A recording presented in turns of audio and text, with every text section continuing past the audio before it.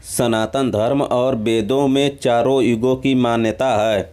माना जाता है कि सतयुग में स्वयं देवता, किन्नर और गंधर्व पृथ्वी पर निवास करते थे। हमारे धर्म ग्रंथों में किन्नरों और गंधर्वों के बारे में विस्तार से बताया गया है।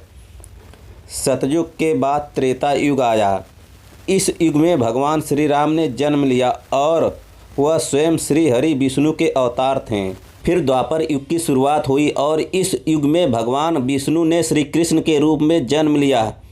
द्वापर युग में श्री कृष्ण ने जिस तरह की लीलाएं रची उसके बारे में ऋषि मुनि लोग कहते हैं कि भगवान इन लीलाओं के जरिए मानव को कलयुग में जीवन जीने का पाठ पढ़ा रहे थे। कलयुग का कालखंड सबसे छोटा माना गया है और माना जाता है कि कलयुग में भगवान विष्णु का 10वां अवतार होगा, जिसका नाम कल्कि अवतार होगा। वर्तमान समय में कलयुग ही चल रहा है। विष्णु पुराण में कलयुग का उल्लेख करते हुए कहा गया है कि कलयुग में पाप इतना अधिक होगा जिससे सृष्टि का संतुलन बिगड़ जाएगा।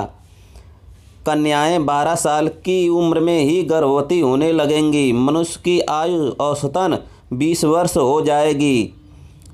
लोग अपने जीवन भर की कमाई घर बनाने में लगा देंगे। इन सब के बावजूद जब पराशर ऋषि से सभी देवताओं ने पूछा कि सभी युगों में कौन सा युग सबसे उत्तम है, तो पराशर ऋषि ने वेद व्यास जी के कथनों का जिक्र करते हुए कहा कि सबसे उत्तम कलयुग है। विष्णु पुराण में वर्णित एक घटना के अनुसार मुनियों और ऋषियों के साथ चर्चा करते हुए वेद व्यास जी कहते हैं, हे मुनिजनों, सभी युगों में कलयुग ही सर्वश्रेष्ठ युग है, क्योंकि 10 वर्ष में जितना व्रत और तप करके कोई मनुष्य सतयुग में पुण्य प्राप्त करता है, त्रेता युग में वही पुण्य 1 साल के तप द्वारा प्राप्त किया जा सकता है।